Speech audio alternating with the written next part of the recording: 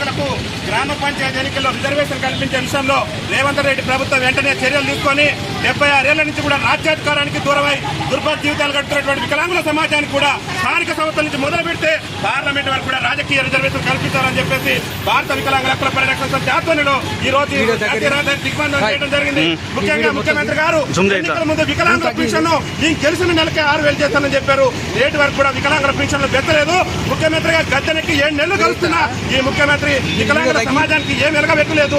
వికలాంగుల సమాజం ఏం కోరుతుందంటే కాంగ్రెస్ పార్టీ ఎన్నికల మేనిఫెస్టోలో చెప్పినట్టుగా వికలాంగుల బ్యాక్లాగ్ ఉద్యోగాలు వెంటనే ఈ రాష్ట్రంలో భర్తీ చేయాలి.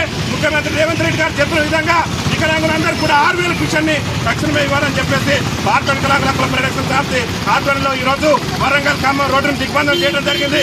ముఖ్యంగా ముఖ్యమంత్రి గారు చెప్తున్నాం అట్టడుగు నుండి దుర్భర జీవితాలు గడుపుతున్న మా వికలాంగుల సమాజం పట్ల మీరు అనుసరిస్తున్న విధానాన్ని మేము భారత వికలాంగుల హక్కుల పరిరక్షణ సమితి రాష్ట్ర కమిటీ పక్షాన పూర్తి స్థాయిలో పంపబడుతూ ఇలా వికలాంగులు బతుకు కూడా అంటూ పాఠశాల మెట్లెక్కలేని మా వికలాంగులు పీజీలు పిహెచ్డీలు చేసి ఇలా ఉపాధి అవకాశాలు లేక రోడ్ల మీద ఉద్యమించాల్సిన పరిస్థితి ఈ తెలంగాణ రాష్ట్రంలో దాపురించింది. ఖబర్దార్ ముఖ్యమంత్రి గారికి ఒకటే విజ్ఞప్తి చేస్తున్నాం, రాష్ట్రంలో వెంటనే వికలాంగుల బ్యాక్లాగ్ ఉద్యోగాలన్నింటి కూడా తక్షణమే బేసరత్గా భర్తీ చేయాలని చెప్పేసి కూడా రాష్ట్ర ముఖ్యమంత్రి రేవంత్ రెడ్డి గారికి మేము విజ్ఞప్తి చేస్తున్నాం. దాంతో పాటు ఆసరా పింఛన్ మా వికలాంగుల సోదరులందరికీ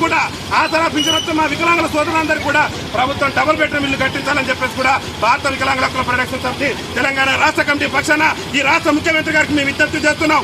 ప్రస్తుతం జరుగుతున్న అసెంబ్లీ సమావేశాల్లో గనక గ్రామ పంచాయతీ ఎన్నికల్లో వికలాంగులకు రిజర్వేషన్ కల్పించే అంశం మీద చర్చ జరగకుంటే రాష్ట్ర వ్యాప్తంగా ఉద్యమాన్ని ఉధృతం చేస్తామని చెప్పేసి ఈ పోలీసు నిర్బంధాలకు పోలీసు అరెస్టులకు కూడా భయపడే ప్రసక్తే లేదు. సావో రేవో తెలుసుకునేందుకు ఈ ప్రభుత్వం మీద మేము సిద్ధంగా ఉన్నామని చెప్పేసి కూడా ముఖ్యమంత్రి గారిని హెచ్చరిస్తూ భారత వికలాంగుల హక్కుల పరిరక్షణ సమితి ఒకటే కోరుతున్నాం, పంచాయతీ నుంచి పార్లమెంట్ వరకు మాకు రాజకీయ రిజర్వేషన్ కల్పించాలి, వికలాంగుల బ్యాక్లాగ్ ఉద్యోగాలు భర్తీ చేయాలి, వికలాంగులకు ఆసరా పింఛన్ వచ్చే వికలాంగులందరికీ కూడా ఇల్లు నిర్మించాలి. వికలాంగుల సమస్యల మీద ముఖ్యమంత్రి నేతృత్వంలో అఖిలపక్ష సమావేశాన్ని ఏర్పాటు చేసి ముఖ్యమంత్రి రేవంత్ రెడ్డి గారు తక్షణమే అసెంబ్లీలో వికలాంగుల సమస్యల మీద ఖచ్చితంగా చర్చ జరపాలని చెప్పేసి భారత వికలాంగుల హక్కుల పరిరక్షణ సమితి తెలంగాణ రాష్ట్ర కమిటీ పక్షాన మేము విజ్ఞప్తి చేస్తున్నాం. గెలిచి 7 నెలలైనా ఇచ్చిన హామీలను ముఖ్యమంత్రి గారు విస్మరించారు కాబట్టి ఇలా వికలాంగుల సమాజం రోడ్ల మీదకి ఎక్కేటటువంటి దౌర్భాగ్యం ఈ తెలంగాణ రాష్ట్రంలో వచ్చింది. ముఖ్యమంత్రి గారిని ఒకటే కోరుతున్నాం, వికలాంగులు వివాహం చేసుకుంటే 10 లక్షల రూపాయల ప్రోత్సాహ బహుమతి ఇవ్వాలని మేము కోరుతున్నాం.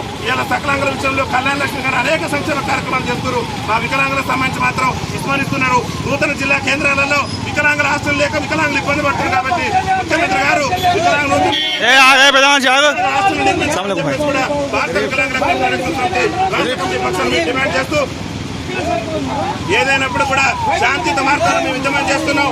పెన్షన్ పెంచేంత వరకు కూడా రేవంత్ రెడ్డి ప్రభుత్వంతో తాడోపేడలు చేసుకుంటాం. జరుగుతున్న అసెంబ్లీ సమావేశాల్లోనే వికలాంగులకు సంబంధించి రాజకీయ కల్పించాలి, వికలాంగుల పెన్షన్ 6,000 చేయాలని చెప్పేసి కూడా మేము డిమాండ్ చేస్తున్నాం. వికలాంగుల సమస్యల పట్ల ముఖ్యమంత్రి మండి వైఖరి, వికలాంగుల సమస్యల పట్ల ముఖ్యమంత్రి మండి వైఖరి, వికలాంగుల సమస్యల పట్ల ముఖ్యమంత్రి మండి వైఖరి.